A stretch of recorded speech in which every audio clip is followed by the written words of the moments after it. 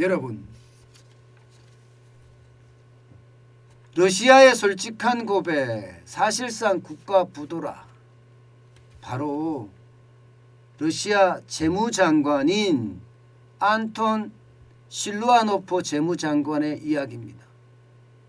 안톤 실루아노프 재무장관은요, 국영TV하고 인터뷰를 하면서 처음으로 러시아가 국가 부도 사태로 갈 수 있다는 것을 인정했습니다. 구체적으로 말하면요, 우리 외환 보유액은 6,400억 달러인데 이 중에 3천억 달러를 사용할 수 없다, 이렇게 고백을 했고요. 그러면서 말입니다, 외환 보유액 동결이 해제될 때까지 모든 국채를 루블화로 상환할 것이라고 밝혔다, 이렇게 이야기했습니다. 여러분, 루블화로 러시아 국채를 상환을 하면 달러 표시 국채를 가지고 있는 사람들이 이걸 받아줄까요? 당연히 달러로 상환해야 되는데 루블화는 지금 뭐 50% 이상 폭락했잖아요.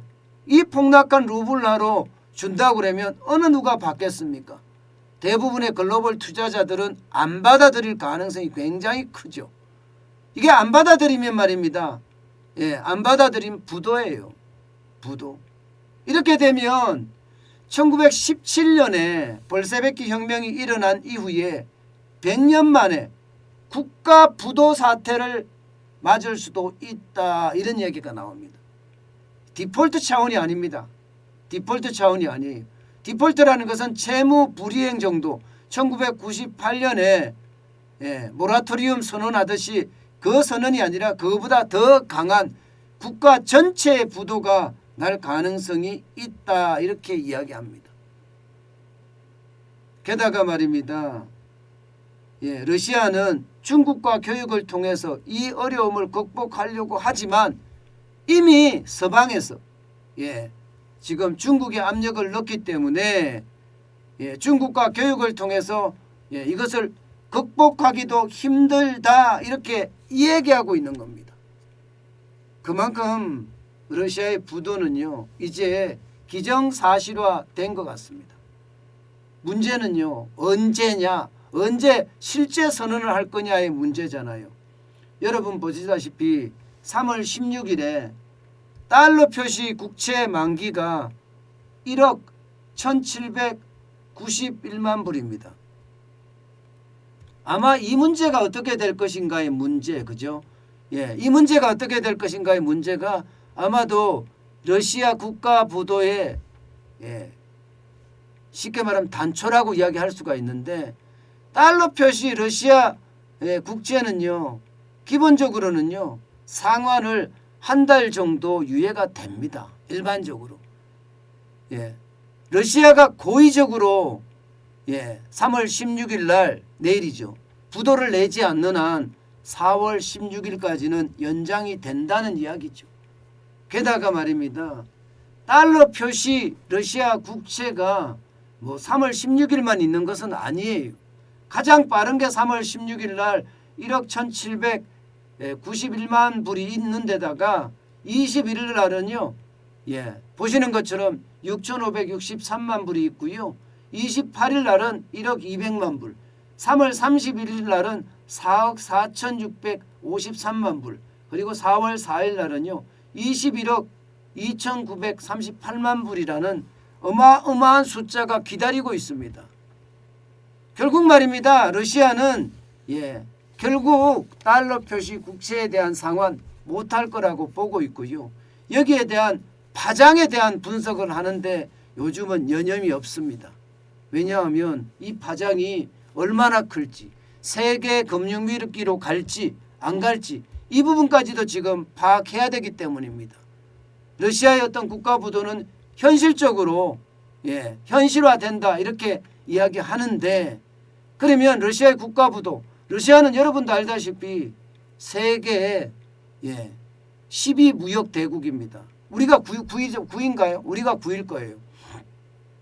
우리 뒤에 바로 러시아가 있다고 이야기하는데 세계 10위 무역대국이 디폴트를 선언하면 거기에 대한 파장이 얼마나 크겠느냐. 이것은요 저는 예상보다도 크다고 생각을 해요. IMF는요 아니 외환 보유고가 있기 때문에 충분히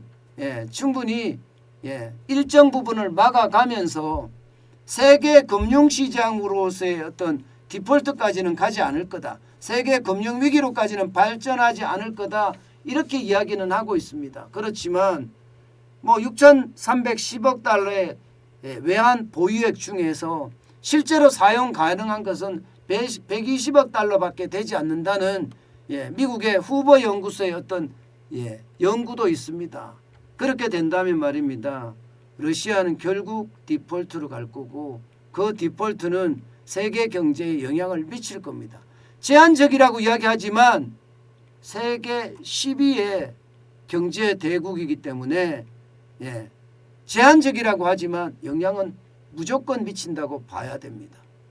단순하게 제한적이다 이렇게 이야기했을 때 이 제한적이라는 말 자체도요 세계 경제가 조금씩 구부러지면 수출을 중심으로 한 대한민국 입장에서는 이게 충격이 될 수밖에 없습니다. 어쨌든 러시아의 어떤 모라토리움 국가 부도는 이제 당연한 것으로 보입니다. 당연한 것으로 보이고요. 여기에다가 무디스 같은 경우는 신용 등급을 지금 CA까지 낮췄잖아요. 여기에 피치 있잖아요. 피치. 세계 신용평가 기관이 세 군데가 있습니다. 무디스가 있고 S&P가 있고 피치가 있습니다. 피치는 이미 C까지 내렸습니다. C까지 내려서 지금 상황에 굉장히 충격을 줄 수 있는 그런 상황까지 왔다는 거예요. 그렇지만 IMF 총재 기오르 기에바죠. 기오르 기에바는요. 현재로서는요. 러시아의 어떤 국가 부도가 세계 금융 위기로는 가지 않을 거다. 이렇게 예측을 합니다. 그렇지만 제가 말씀드렸다시피 우리는 수출 중심의 국가입니다. 제한적이라고 하지만 그 제한적인 영향이 소비의 위축을 불어온다. 그러면 우리 수출에 대해서는 그만큼 타격을 받을 수밖에 없다. 이렇게 해석할 수 있습니다.